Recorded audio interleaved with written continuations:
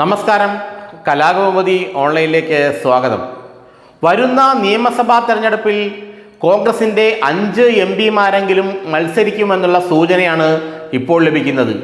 അല്ലെങ്കിൽ തങ്ങൾക്ക് മത്സരിക്കണമെന്ന് ഈ 5 എംപിമാരും ആവശ്യപ്പെടാൻ സാധ്യതയുണ്ടെന്നാണ് ഇപ്പോൾ അറിയുന്നത്. കോൺഗ്രസ് ഹൈക്കമാൻഡോ KPCC നേതൃത്വമോ അതിനെക്കുറിച്ച് മനസ്സ് തുറന്നിട്ടില്ല.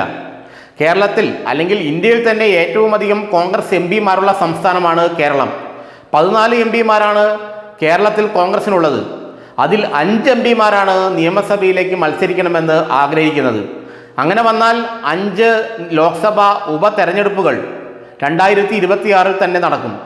അതിൽ എത്ര സീറ്റുകൾ കോൺഗ്രസിന് നിലനിർത്താൻ കഴിയുമെന്നുള്ള സംശയം കോൺഗ്രസ് ഹൈക്കമാൻഡിന് നന്നായുണ്ട്. അതുകൊണ്ട് അവർ ഇതുവരെ അതിനൊന്നും സമ്മതം മൂളിയിട്ടില്ല.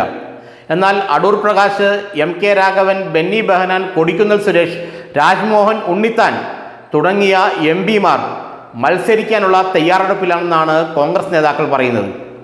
ഇതിൽ രാജ്മോഹൻ ഉണ്ണിത്താൻ കാസർഗോഡ് ലോക്സഭാ സീറ്റ് കോൺഗ്രസിനായി തിരിച്ചുപിടിച്ച വർഷങ്ങളായി CPMൻ്റെ കയ്യിലിരുന്ന കുത്തക സീറ്റായ കാസർഗോഡ് ലോക്സഭാ സീറ്റ് 2019 രാജ്മോഹൻ ഉണ്ണിത്താൻ വൻ ഭൂരിപക്ഷത്തിൽ കോൺഗ്രസിന് വേണ്ടി നേടുകയും അദ്ദേഹം വലിയൊരു താരമാവുകയും ചെയ്തു. അതിലൂടെ രാജ്മോഹൻ ഉണ്ണിത്താൻ 2ാം തവണയും കാസർഗോഡ് സീറ്റ് നല്ല ഭൂരിപക്ഷത്തിൽ നിലനിർത്തി.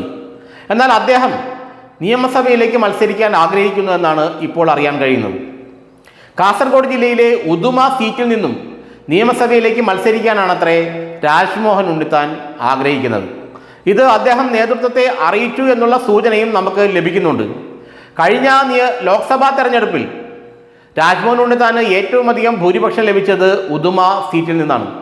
ഉദുമ പൊതുവെ അല്ലെങ്കിൽ കാലങ്ങളായി തന്നെ ഇടതുപക്ഷത്തിൻ്റെ CPMൻ്റെ ഉറച്ച സീറ്റാണ്.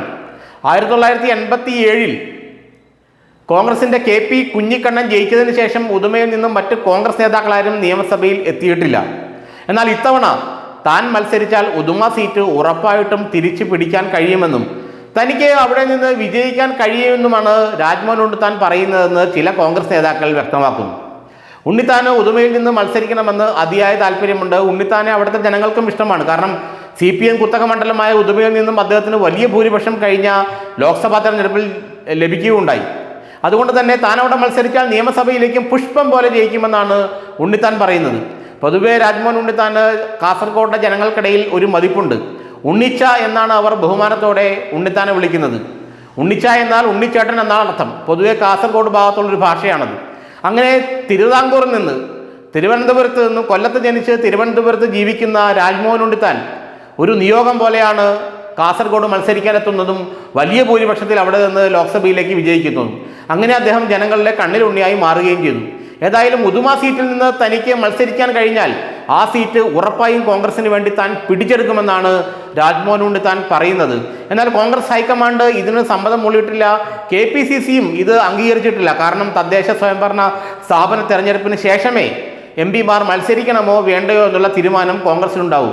തദ്ദേശ സ്വയംഭരണ സ്ഥാപന തെരഞ്ഞെടുപ്പിൽ വലിയ നേട്ടം കോൺഗ്രസിനുണ്ടായാൽ എംപിമാർ മത്സരിക്കേണ്ടെന്നും മറ്റ് പുതിയ മുഖങ്ങൾ മത്സരിക്കട്ടെ എന്നുള്ള തീരുമാനം ഒരു പക്ഷേ കോൺഗ്രസിൽ നിന്നുണ്ടായേക്കാം.